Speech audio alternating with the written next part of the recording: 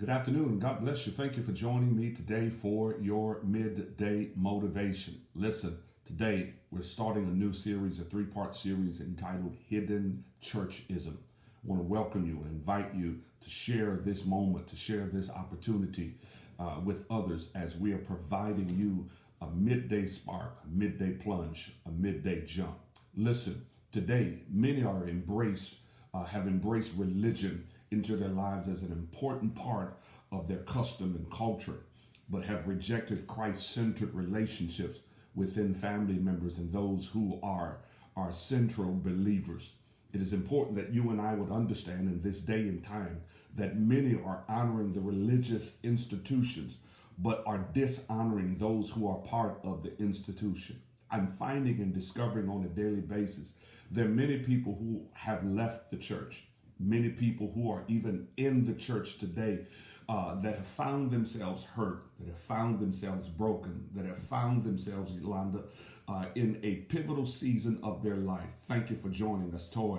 I believe that it's important that you and I would get to a place of understanding that there are many that are forming in church going. These people, those who are church goers rather, are forming cliques, they're forming circles, they're forming clubs within the church. And it is being hidden with racism, hidden with sexism, hidden with chauvinism, and yes, even hidden with churchism. These practices and these beliefs that are transpiring in our churches are hiding many individuals and things that are operating in practices and beliefs that are detrimental to our society. It is important that when we begin to talk about churchism and other isms, practices, systems, and philosophies, these things are designed and established in ignorance. They have knowledge, but it is the knowledge in ignorance. It is divination without discernment. Many people are functioning in the church and functioning outside of the church, and we're at a pivotal place, Ebony. We're at a pivotal place because many people are hiding. They're hiding their brokenness. They're hiding their issues. They're hiding their rejections. They're hiding their sexism. They're hiding their racism. And it is often said that Sunday morning is one of the most racially places in our America. It is important that you and I, like habitual drug users, we find narcissistic personalities, people who are messed up mentally, people who are messed up emotionally and messed up spiritually. We're running to the church to seek our next fix. We're running to the church to find our next high. We're not going because of relationship. We're going because of religiosity. It is where I'm supposed to be. It is what I'm supposed to do. I believe it is important that we begin to expose and yet heal those who are hiding in churchism. It's going to be important today that we're no longer hiding behind the disguise of being anointed, but we're broken. And even the anointed ones are finding themselves fleeing from the church because there's hidden churchism. We practice religion. We practice how to praise. We practice how to preach. I've often tell ministers that are coming up, preaching is an art. You can perfect your art. You can perfect your gift. We have come to the place that we perfect the church. We know what to do, how to do it, how to run it, how to cause it to operate in such a time as this, Jacqueline. Listen, I believe it is important that you and I, daughter, get to a place of understanding that we're no longer hiding. We have to get to a place that we expose but yet heal. It is important. We often decree and declare Galatians, the book of Galatians, when he says to restore such a one in the spirit of meekness. We don't want to restore because we want to operate in our cliques. We want to operate in our circles and cycles. But I believe it is important that you and I would no longer operate in a place of discrimination, operate in a place of prejudice, or operate in the place of those hidden isms. Listen, I want to call out some isms that are operating in the church because it is hiding.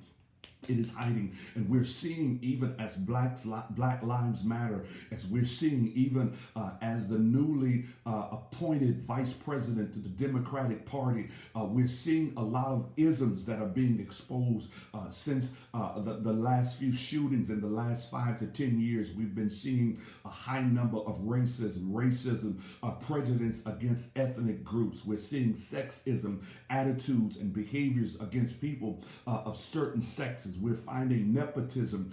Nepotism is when you have someone that's operating a business or a family and they give favors to those individuals, not because of their job performance, but because they are favored. We're watching ageism, prejudice, and discrimination against those with individuals' ages, but yet we're seeing churchism, prejudices, practices, and beliefs in the church or the religious system. I've discovered the church has become a system, and we've got to break the system. We've got to break the back of the enemy, because the enemy desires to destroy the church. I know that the kingdom of heaven suffereth violence, but the violent must begin to take it by force. There are 3 things that I want to release to you in the next few moments that I believe that will begin to expose the hidden churchism.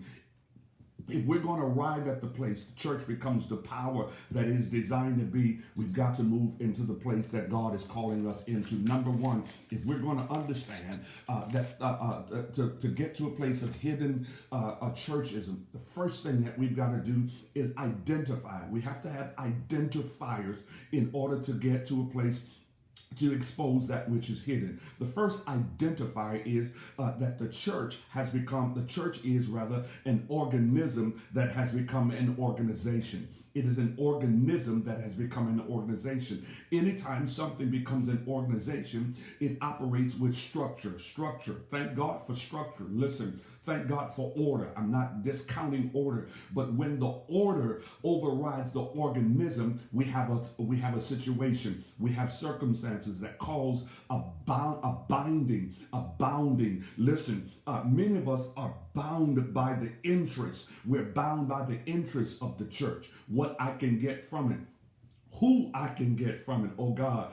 Many of us are finding ourselves, watch this, the organism, the living, breathing organism, the church, the ecclesia that is called out to be. We're no longer called out, but now we're blending in. That's the place where you pass out your cards. That's the place where you get your next business. That's the place where you get your next platform. That's the place where you get your name calling. You can rub shoulder with the right people. And if you're with the wrong clique, you find yourself in a place, amen, that you're functioning and operating in a place of rejection. I want to help somebody here today that's been rejected. You feel as though I've been hurt from the church. Perhaps it's not the church. Perhaps the church is now operating as an organism. And any organization, when they don't like somebody, they will fire somebody. They will cause somebody to be removed from the organization. Listen, if you're not in the right clique, if you're not in the right circle, if you're not in the right club, they'll dismiss you like a job. They'll give you your pink slip and you don't even know you're fired. Perhaps God is shifting you to come out of hiding to expose that which now needs to be confronted. Number 2, if we're going to confront hidden churchism, we've got to understand that the church has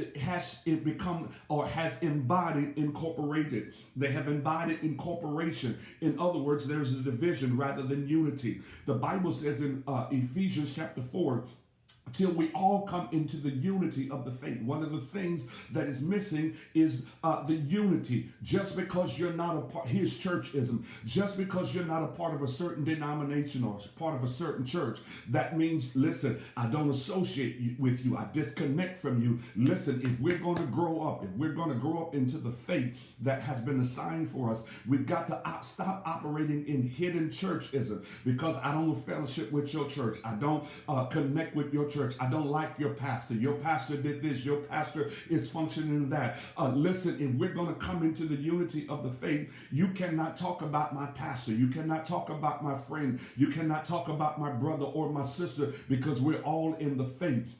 if we can learn to build each other up. I remember growing up in Greater St. Stephen, and I can't remember who wrote the song, but there's a song that the praise team and the choir used to sing. When we are divided, I can hear them crying, I won't be a part of breaking his heart anymore. I can't do it anymore. So brother, I commit. Sister, I commit my love to you. There are moments that we've got to be committed to understand that I'm incorporated. I'm in this church, but because I'm a part of the global church, I'm a part of the church worldwide, I'm not going to divorce. I'm not going to discredit. I'm not going to disconnect from somebody. Too many of us are disconnecting from people because they rejected us. We're disconnecting from people because they said something about us. Come on. Hidden churchism, because when you're part of hidden churchism, you'll operate and find yourself, watch this, not speaking to somebody, disconnecting and disrespecting them. Listen, if you want to reap it, you got to also sow it. Okay, number three, and I got to get out of here. If we're going to understand the place of hidden churchism, we can no longer hide. The church has to come together, not just in unity. We have to have the same voice. Listen, the evangelicals are finding themselves in a precarious place now. They're finding themselves because of racism, hidden racism. Things are now being exposed. You've got to understand, listen, we've got to begin to talk about it. We've got to begin to commune and conversate about it, because the more we commune and conversate about it, we're no longer operating in ignorance. Listen, I got to close with this. In a place of discrimination, the reason why we're operating in prejudice, the reason why we're operating in discrimination is because we haven't learned how to communicate. We haven't learned how to share our differences. I can listen, I can agree with you, but yet disagree with you, but not cut you off, not disconnect from you. Just because you don't like something doesn't mean that you have to disconnect. Listen, we're operating in hidden churchism because if I'm not a part of your clique, I'm not a part of your fellowship, I'm not a part of your reformation, I'm not a part of your denomination, I'm not a part of your choir, I'm not a part of your music ministry. Listen, it's not that. I understand one of the most powerful gifts that God has given us is the gift and the ministry of reconciliation. It's time to build the family. It's time to connect. This is just part one. We're going to go deeper, but I believe it's important that we would come to a place to be the organism that God has breathed upon to change the society, to change the world. We cannot change what we will not confront.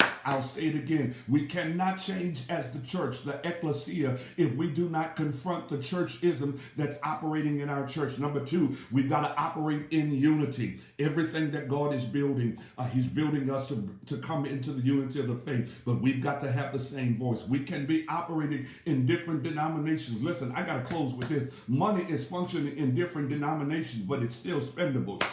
I don't care if you got a 5, if you got a 10, if you got a 20, if you got 100, it's still money. It's still able to be used. We've got to understand, even though I am a different denomination, I am still useful. I am still resourceful. We can come together and we can change this world. Listen, no more hidden churchism. God bless you. This is your midday motivation.